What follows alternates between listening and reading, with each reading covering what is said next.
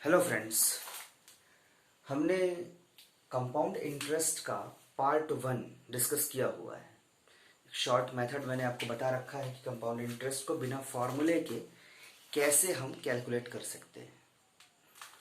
अब आज जो बातचीत करूंगा मैं कंपाउंड इंटरेस्ट का, आज सेकंड लेक्चर है। कुछ छोटे छोटे सवाल होते हैं, कुछ ऐसे प्रॉब्लम्स होते हैं जिनमें केवल कॉन्सेप्चुअल हेर फेर होता है और एग्जाम में हम उन क्वेश्चंस को देख के बड़े पैनिक हो जाते हैं कि ये सवाल कैसे बनेगा और बड़ा लेंदी कैलकुलेशन करने में फंस जाते हैं। इस मेंटल प्रेशर में हम दूसरे सवालों को भी भूल जाते हैं और कई बार गलत कर जाते हैं। तो हम छोटी छोटी ट्रिक्स के माध्यम से समझेंगे कि आखिर इन सवालों को बनाना क्या है। पहले मैं उस सवाल को फ्रेम कर दूं आपके सामने।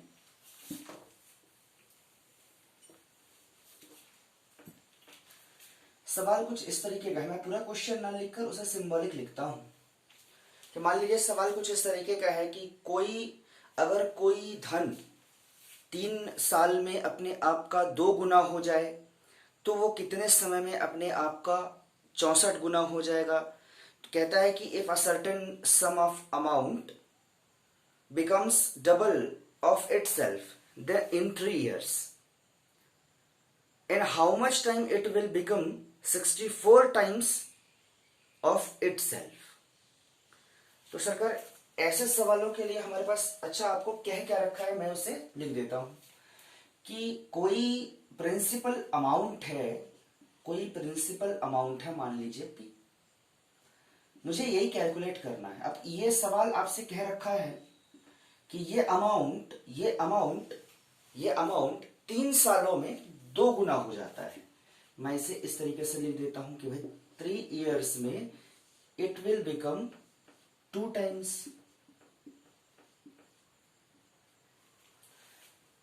तो मुझे पूछता है ये कि 64 टाइम्स अपने आप का ये अमाउंट जो P है 64 टाइम्स कितने ईयर्स में होगा, आपसे ये पूछ रखा है। तो सवाल आपको समझ में आया। अब इसका छोटा सा कंसेप्ट है, मैं उसे डील कर लूं, फिर आपकी बात आपको पूरी समझ में आ जाएगी। तो मुझे थोड़ा सा स्पेस चाहिए इसके लिए। मैं यहां इसे रफ करता हूं और कुछ बातें इसे मैं बॉक्स में बंद करता हूं। इस पर डील करेंगे हम बस अभी 1 मिनट बाद। एक बात कंपाउंड इंटरेस्ट पढ़ते समय हमेशा दिमाग में रखिएगा। कंपाउंड इंटरेस्ट पढ़ते समय दिमाग में हमेशा एक बात रखनी है आपको कि जैसे कोई अमाउंट है यहां P, ये अपने आप का मान लीजिए 3 गुना हो रहा है कितने भी समय में, मान लीजिए X ईयर में। मान लीजिए कोई अमाउंट है P जो अपने आप का 3 गुना हो जाता है सरकार X ईयर्स। तो कंपाउंड इंटरेस्ट की यही खासियत होती है कि अगले X ईयर्स में ये फिर से अपने आप को बढ़ा लेगा 3 गुना। मतलब अगर ये 3 to the power 1 हो रहा है तो यहां 3 to the power 2 हो जाएगा। इसी तरीके से अगले X ईयर में 3 to the power 3 हो जाएगा। ये इसकी ब्यूटी होती है। कब? जब आप कंपाउंड इंटरेस्ट की बात कर रहे हैं। जब आप कंपाउंड इंटरेस्ट की बात कर रहे हैं तो इस कंसेप्ट में अगर आपको सब कुछ समझ में आ गया है, इसका स्क्रीनशॉट लीजिए, फिर मैं आगे बताता हूं।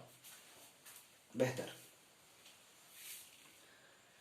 तो अब सवाल पे आ जाते हैं जो पूछ रखा है आपसे। तो देखिए आप, कितना आसान सा सवाल हो गया। कहता है कि कोई अमाउंट 2 to the power 1 होता है 3 years में। तो 64 बोल रखा है, तो 64 मतलब 2 to the power 2, 4, 8, 16, 32, 64 मतलब 6। 2 to the power 6 बनने में कितना समय लगेगा? तो सरकार बात वही आ गई 18। 2 to the power 1 बनने में 3 साल, तो 2 to the power 6 बनने में, 1 बनने में 3 साल, तो 6 बनने में 18 साल।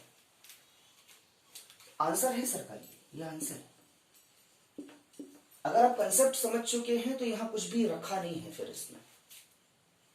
मेरा ख्याल है ये बात आपकी समझ में आई होगी आज, जो कुछ मैंने यहां डील किया। चले एक एग्जाम्पल और ले लेते हैं, मेरे ख्याल में आपको ये बात समझ में अच्छे से आ जाएगी अगले एग्जाम्पल में। इसका स्क्रीनशॉट लीजिए। चले सरकार, एक सवाल मैं आपसे पूछ लेता हूं यहां पे। अगर क्वेश्चन इस तरीके से फ्रेम हुआ है कि कोई अमाउंट है P, प्रिंसिपल अमाउंट P, ये मुझे मालूम नहीं है, यही कैलकुलेट करना है। अच्छा, रेट ऑफ इंटरेस्ट जो है वो, अगर रेट ऑफ, यहां कुछ इस तरीके से लिख लेते हैं, आपको दिखाई देगा, रेट ऑफ इंटरेस्ट ये कंपाउंड है, चक्रवृद्धि ब्याज की दर से कोई अमाउंट P है जो 8 सालों में, 8 इयर्स में 3 गुना हो जाता है साहब। तो मैं लिख देता हूं 3 टाइम्स। तो कहता है आपसे कि अगर इसे, इस अमाउंट को 243 टाइम्स होना पड़े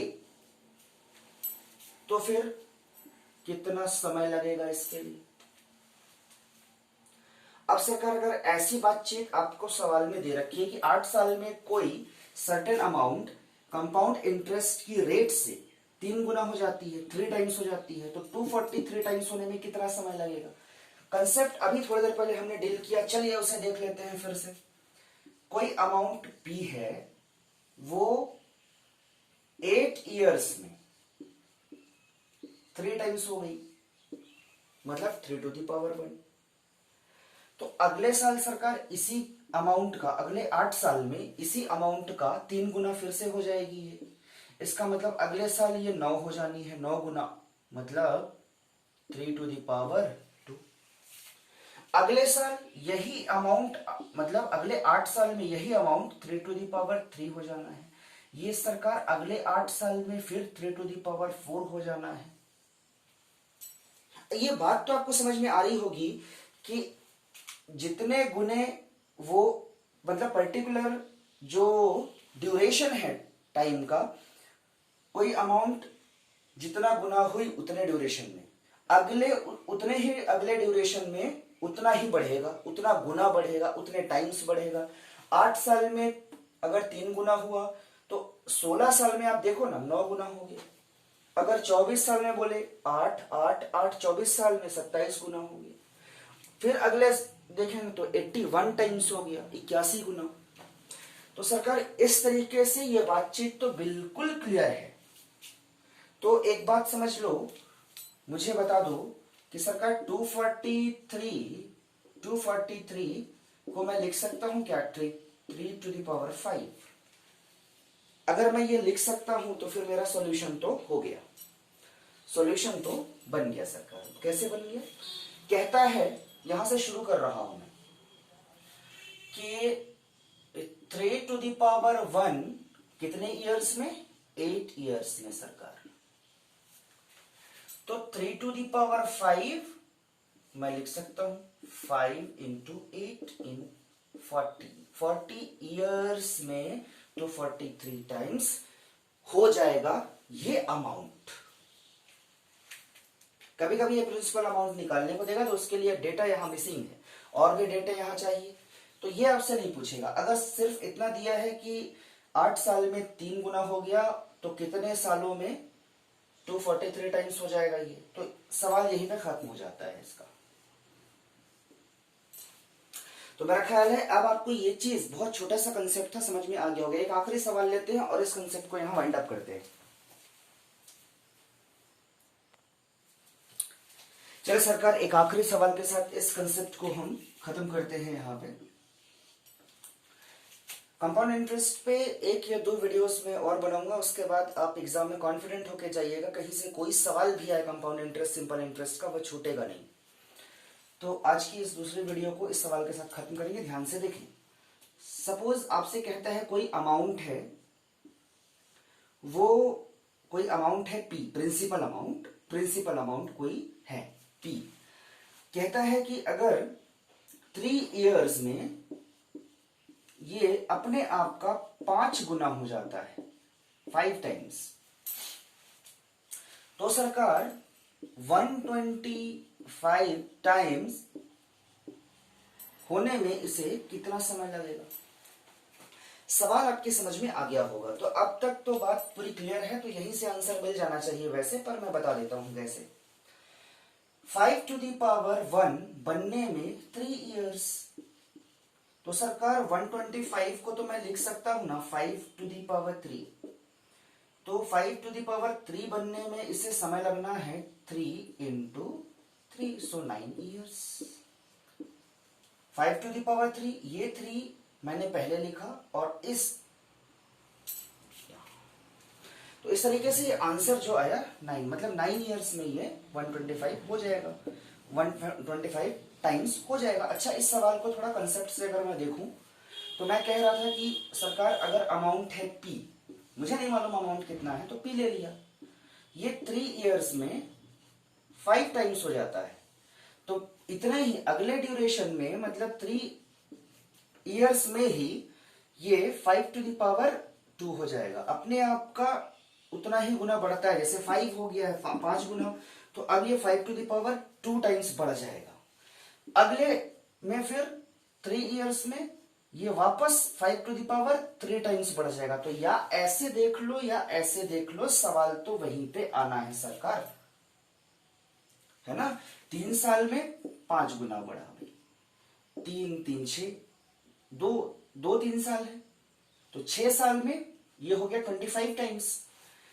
फिर 3 3 और 3, मतलब 9 इयर्स में 5 to the power 3 मतलब 120 टाइम्स। तो आप सवाल को ऐसे बनाएं या ऐसे बनाएं, मगर आपसे बनना चाहिए। मुश्किल से फ्रैक्शन ऑफ सेकंड में आप डील कर लेंगे अगर थोड़ी प्रैक्टिस हो जाएगी तो। ये एक तरीका था जो सवाल फ्रेम होते हैं एग्जाम में, व्यापम हो, CGPSC हो या कोई दूसरा एग्जाम्स हो। तो मेरा ख्याल है आज आपको समझ में आया होगा। मिलते हैं कंपाउंड इंटरेस्ट के कुछ और सवालों के साथ, प्रैक्टिस सेट के साथ मिलेंगे अगली बार आपसे लेक्चर नंबर 3 में। Thank you so much.